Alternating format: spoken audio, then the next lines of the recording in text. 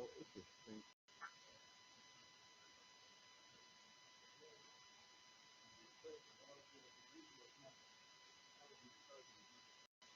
Yeah, about some beautiful result in number theory.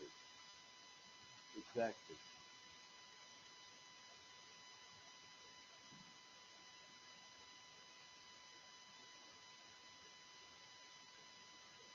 Okay. No, I will not take that much. Thank you for coming. Um, okay, today is a special day for me. It's become a tradition that on February 14, I give a talk on number theory. Talk, general talk. So I'm not sure whether I should stay and because this thing here is not telling me. No, I think I am visible or not. Maybe I am. Anyway, numbers. Okay, the first thing I want to share with you, just give me randomly any a finite number of numbers, integers, positive. Like let's start with a small one, like 5. Just write, give me any 5 come to your mind randomly, anything. Uh, or anybody want to choose the second number? Anything. 4, 1, 3, 5. Okay, whatever. Huh? 1000, 99, 1. Maybe this is easy uh, for this small number. What the results say, here I selected 5 numbers randomly. We should be able to find numbers within these 5, maybe all of them, where if you add them, the sum has to be divisible by 5. Like here, maybe it's very clear because he selected the number 5 here and number 1000. So I can select. So here is a set with 5 numbers. The results tell me you should be able to find numbers within this set. If you add them, the sum has to be divisible by 5. Okay, the question is, of course, I told you I'm not going to do any proof, but it's kind of amazing why this is true. If you try to prove it, it will not exceed 2 lines proof, even though the result is amazing. But trust me, the proof is 2 lines. Nothing more than, you should not write more than 2 lines. You're done. Okay? So like if you choose, like in this question here, I can choose my set to be 4, 2, 5. Just one element. Definitely this number is divisible by what? 5, right? But like you can play like here 3, like here 1, I don't know, 5, 7, whatever. You just choose any 5 randomly. Then you should be able to find some numbers. When you add them, you come up with the, the sum will be divisible by 5. 5 will be a factor. And of course, nothing is special about 5. You can choose your number to be like, I don't know, 99. So what the math results say, give me any 99 numbers randomly. Then we should be able to find numbers within the given number where if you add, the sum has to be divisible by what? 99. I mean, don't tell me this is not beautiful. I mean, this is really amazing. And what's amazing about that, as I told you, if you try to prove it, it does not exceed like, 3 lines. You only need to work in VN. That's all. Maybe some of you already did it. It's nothing there. Okay, well, this is the result I found. But now, think about this result. Can you modify it even to become more exciting?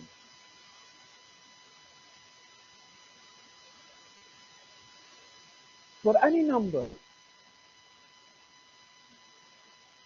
here is the thing. Here is the result. Choose n positive integers. Let's name them n1, n2, nn. Any n. The results say exist d, let's call this set S. Live inside S. The set has to be taken from here, such, let's call D like K1, I don't know what's the size, KL. But I know L has to be less or equal to N, where the sum of the KI's, this is math notation I have to use, then I lose some of you, uh, uh, over N is equal integer. So it has nothing to do with 599. Like maybe you want to choose 307. That's your n. Now select any 307 positive integers, not including zero. Positive integers. Randomly. Out of these 307, you should be able to find what? Numbers. When you add them, they have to be divisible by what? 307. Can you imagine that? Yes.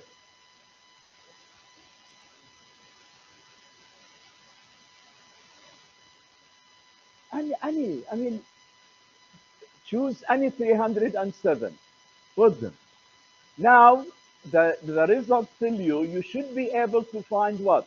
Numbers within the one you selected, where if you add them, the sum would be divisible by 307. Okay. Now, how can you, huh? No, it's a set of elements. So you cannot repeat the same number. Then definitely the result is wrong. Yeah. Here is the thing. Uh, how can you modify this result to make you even more exciting? Do you see a way to modify it? Okay, here is, and the proof is like a cycle. Rely on what I told you. Now, choose n numbers. And of course, for reality, let's see n bigger or equal to 3. Okay? That's the minimum you select 3 randomly, distinct. Then, uh, then what the results say, it should be true, exists.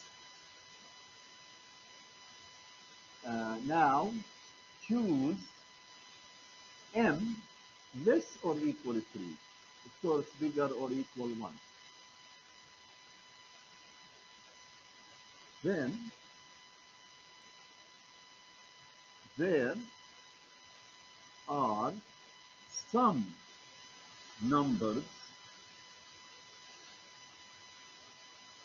out of the selected n such that the sum of these numbers over m is an integer. Okay, let me explain that in what I'm telling you. Like you selected let's see, 15. You put 15 numbers. Then the results tell me I should be able to find numbers out of the 15 where if I add them, the sum is divisible by what? 15. But I'm telling you even more. So out of this set, you should be able to find what? Numbers where if you add them, they are divisible by what? 14. Divisible by 13. Divisible by 12. Divisible by 11. You should have some numbers that satisfy this condition. Wow. So if you have a set randomly out of 20, like let's say you selected 15 numbers randomly, then you know out of this set, I can come up with numbers where if I add them, the sum is divisible by 14. There are some numbers divisible by 13, and so on. This is amazing. When I saw that, I said, how you prove that? When I sit down to do it, two lines, just need to work with Gn. And maybe you see how. The Gn will be two. Yes. Huh?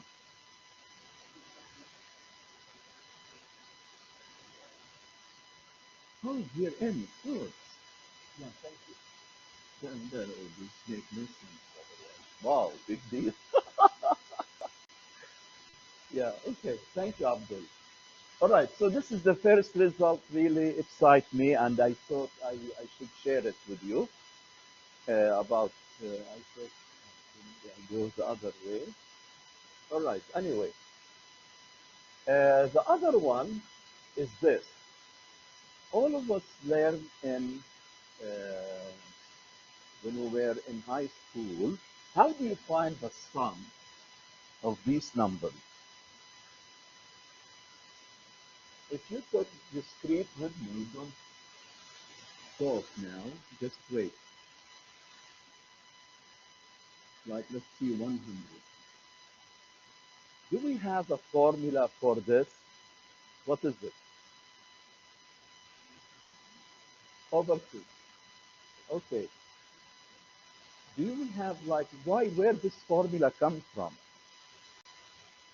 Anybody remember how we get this? Yeah. Okay. That's the idea. All right. Where this idea comes from? When I read that, you know, Gauss. All of us know Gauss. He's everywhere in every field. I think he was, I'm not sure, 8 or 9 or 10 years old. 10. Okay. And um, like naughty students, like in Germany, they try, the way they punish them, they give them, like, remember these days, I mean, that time, no calculator, nothing. They have to add using the old way, So to punish the classroom, the teacher gives the student homework to add all the numbers from 1 to what? 100 on hand or whatever. Like 5 minutes, he saw this student, Gal. He solved it in like, and this is, like what he did, as he said, he reversed, like this is the sum, this is the sum, 99, reverse. Now, if you add, you get 2x equal 101 to 101, 101.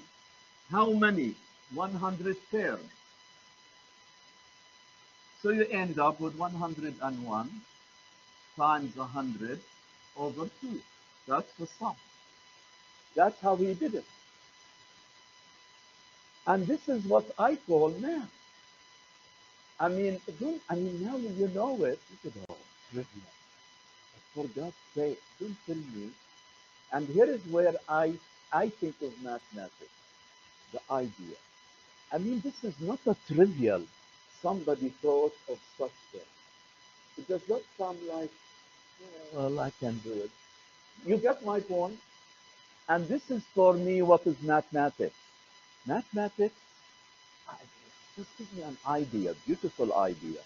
And of course, out of that, you come up with the formula. So you don't have to have 100. You can put it for any n. Then it will work out. Okay? Anyway, so maybe some of you, how many of you seen that before? Okay, so most of you did. Some did not. Okay. Uh, Here is another.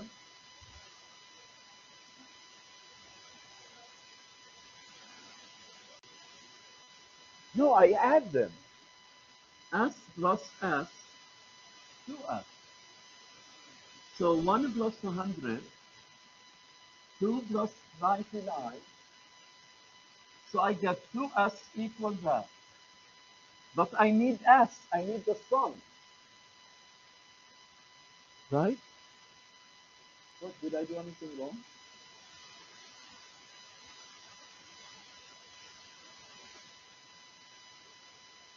You want, okay, that I think this please.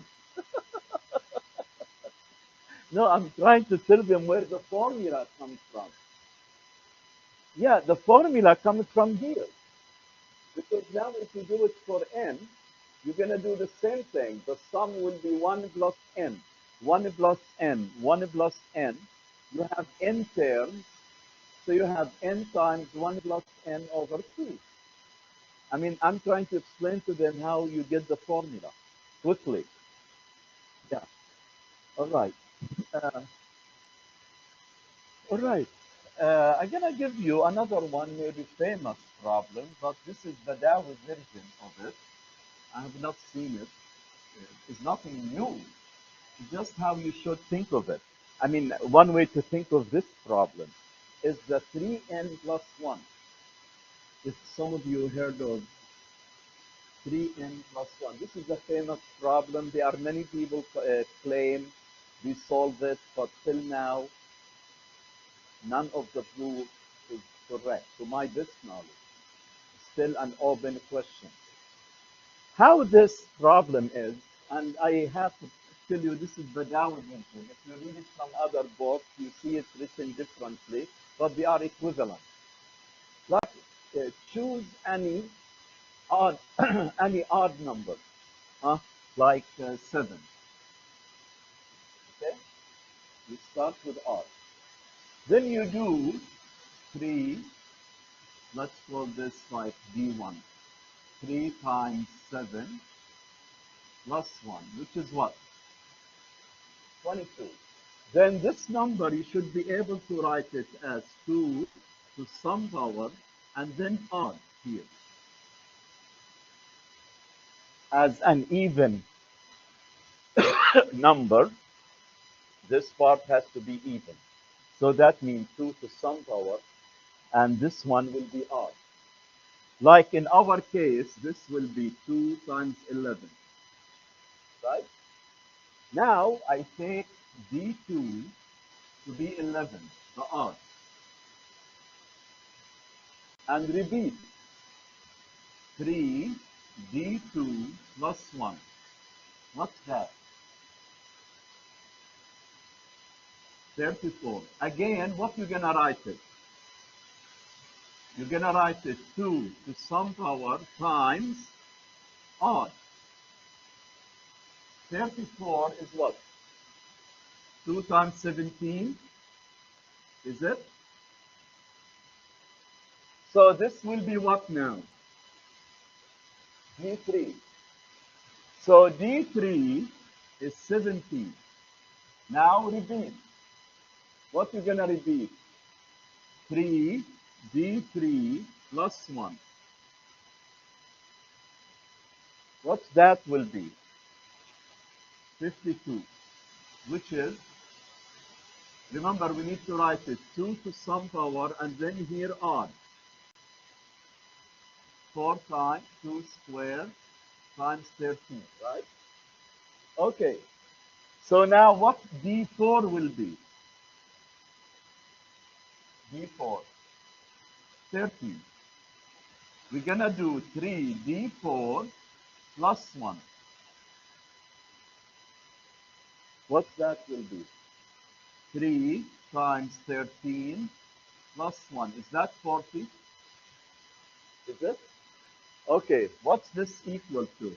2 cubed times 5, right?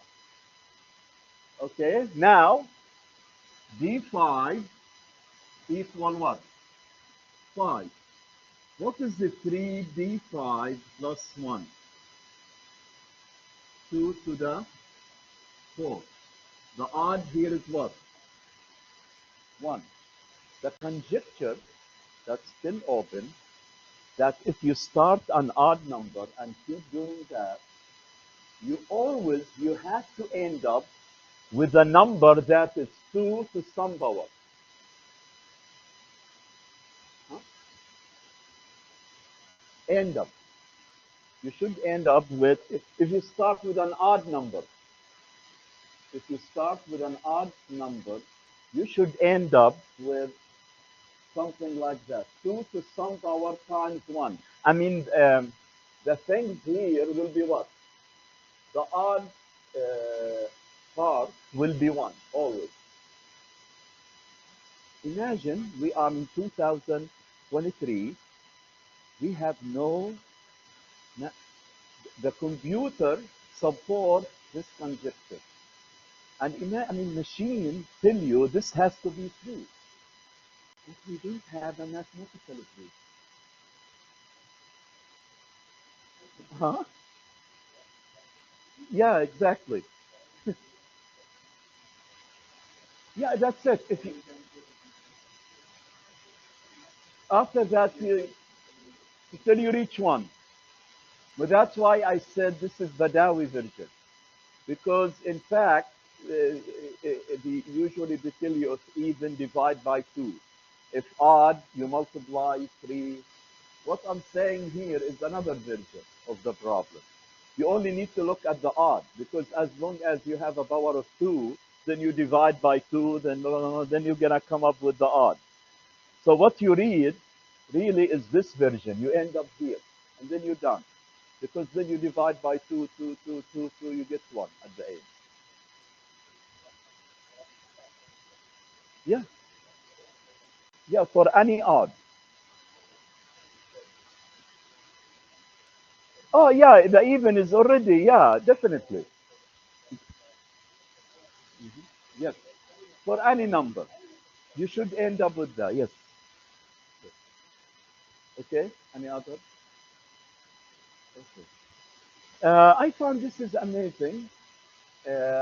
As a student, and maybe many of us here, and you know, I think this problem. I mean, what kind of math you need? It seems basic, factorization or whatever.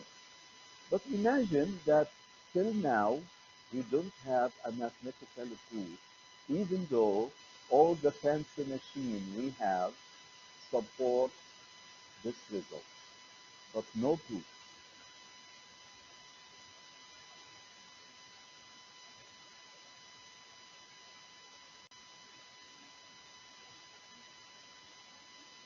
Well, definitely there is a problem. If it's easy, then it's already.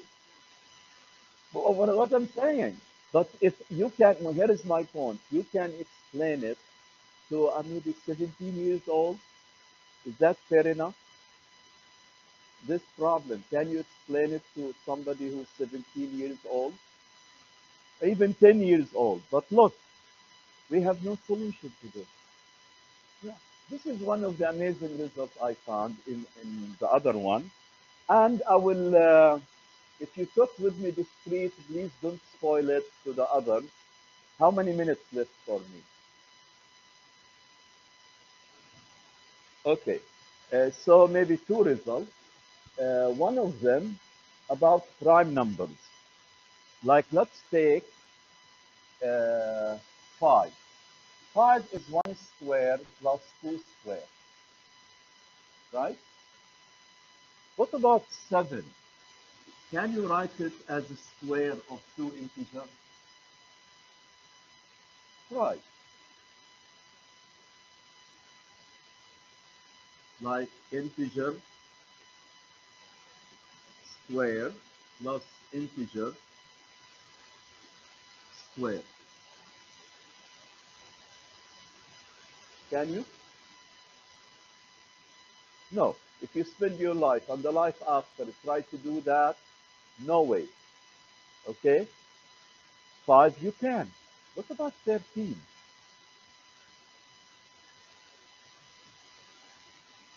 Can we write 13? So I will need to discover the result. Okay. So 5, okay. 7, no. I mean, you cannot write it as a sum of two squares. 13, you told me 2 square plus what? 3 square. Okay. Let's take another prime. What's after 13? 17. Can you? What about 17?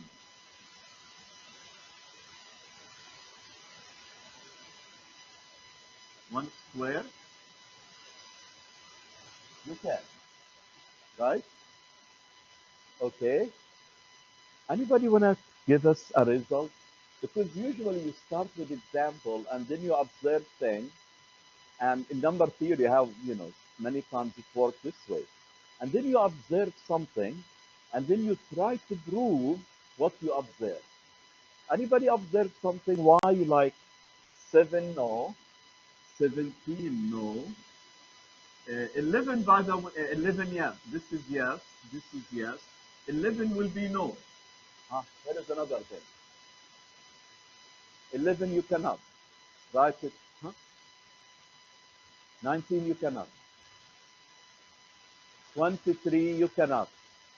29, can you? So do you see what the result should be? What's the result?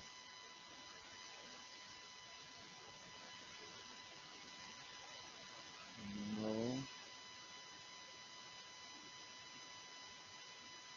Huh? What? Very good.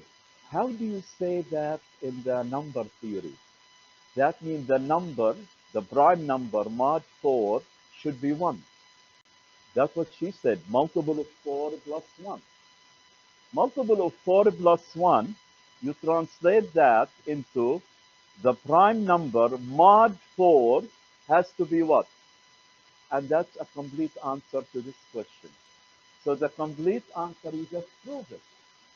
No, well, so here we have prime uh, number equals integer,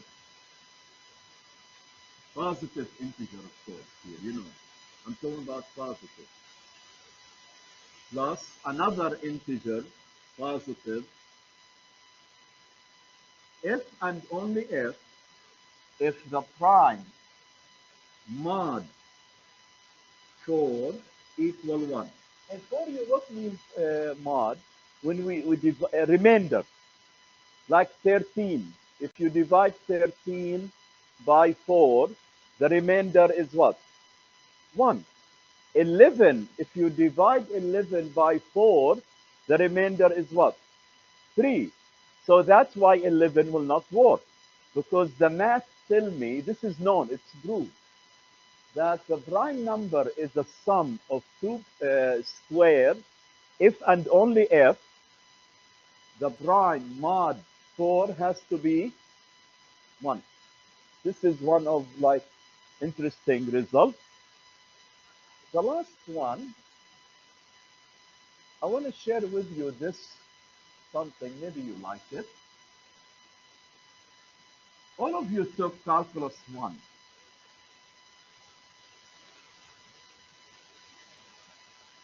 What do we know about this sum?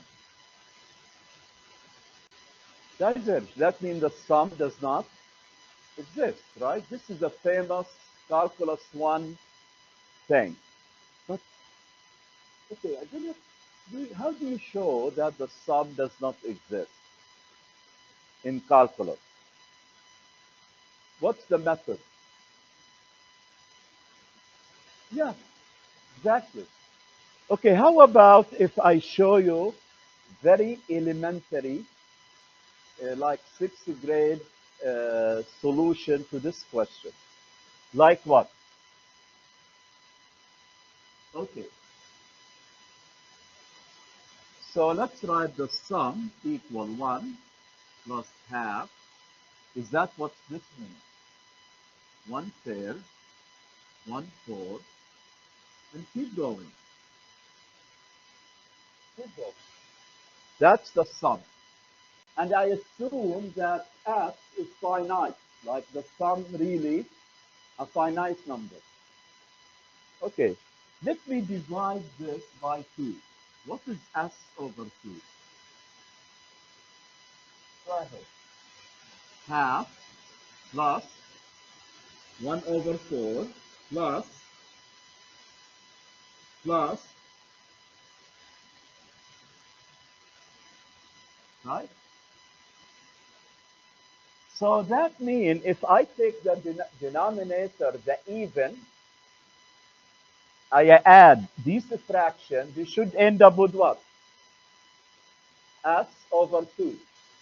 Here I'm doing the proof by contradiction. Like I assume that the sum is a number, S, I call it. If I divide by 2, I come up with that, right? So that means S over 2 is that. Okay. Now, can you tell me what's missing from the sum? Here, the odd. So what are the, so what's missing? 1 plus 1 over 3 plus what? Right? What do you think the sum of that should be? S over 2, right? Okay. Now you and me, by staring, only staring, is 1 bigger than half? Is 1 third bigger than 1 fourth? Is 1 fifth bigger than 1 over 6?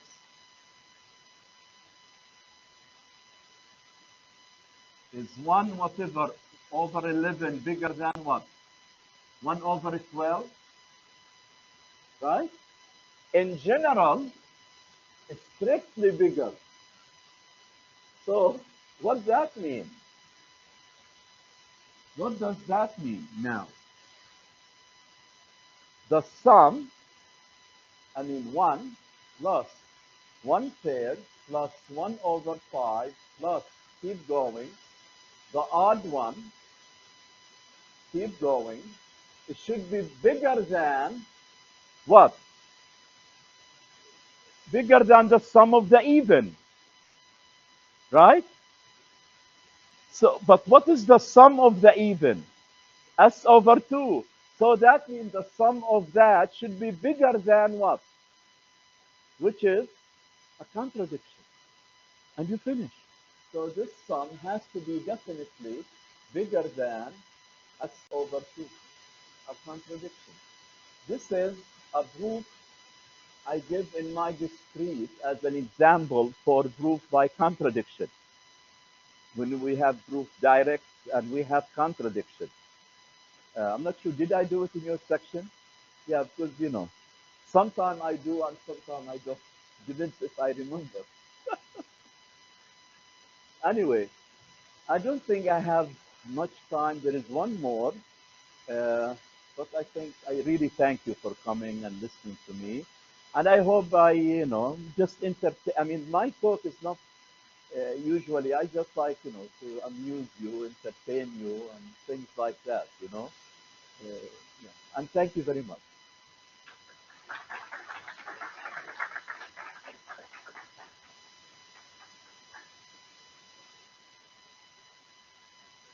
Yes,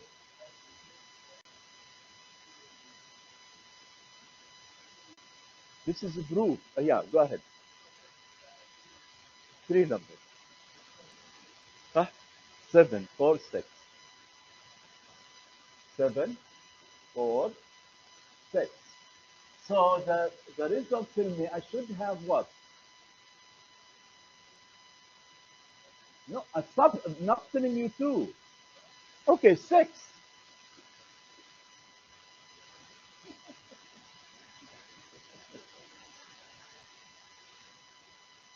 Yes. Sorry? Yeah. Okay, but do you know the end? Okay. Here is the proof for this result.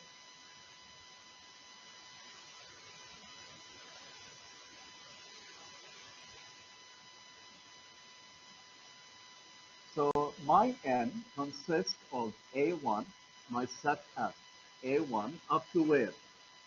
AN. We have n number, the same. Okay? All right.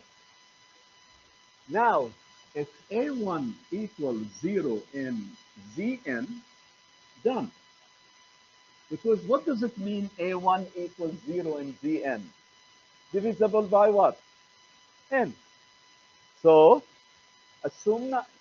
So you're done from the first step. Suppose it's not. What are you going to do? Take A1 plus A2.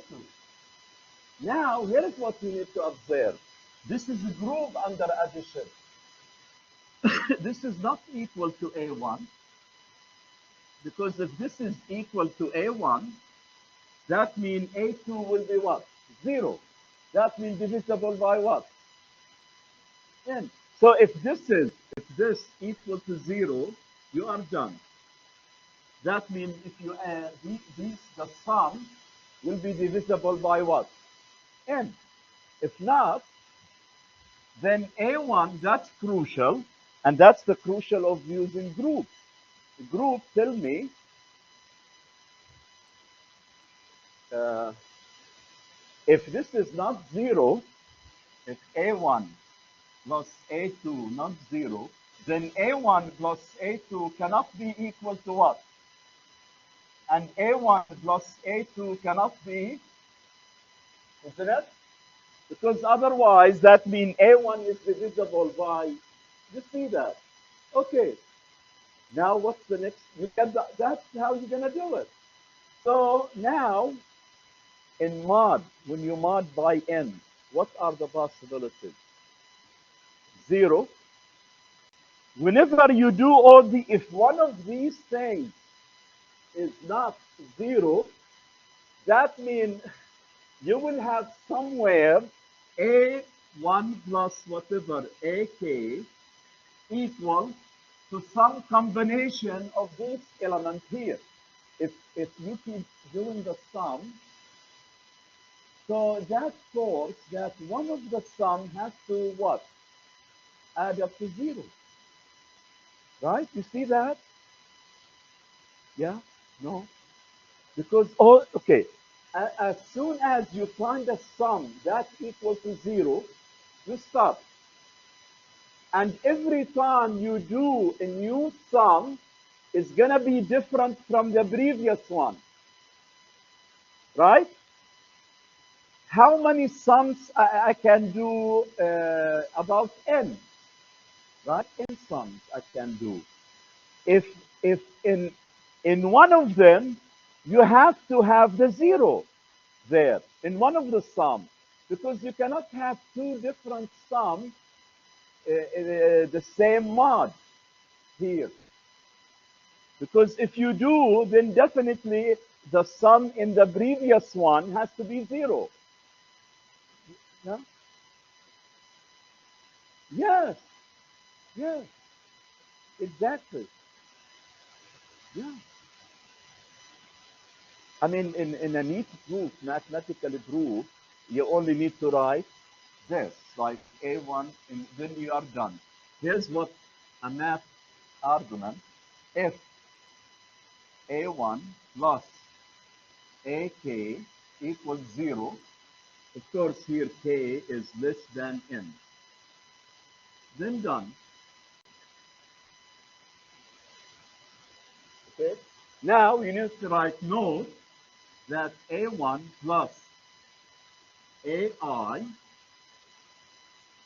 is not equal to A1 plus AI plus AI plus 1.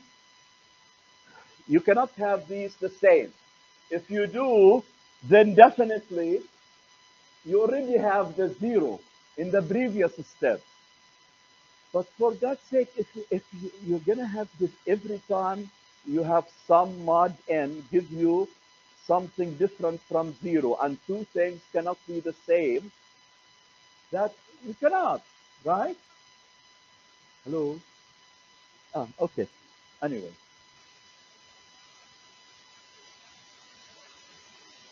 principle, yeah,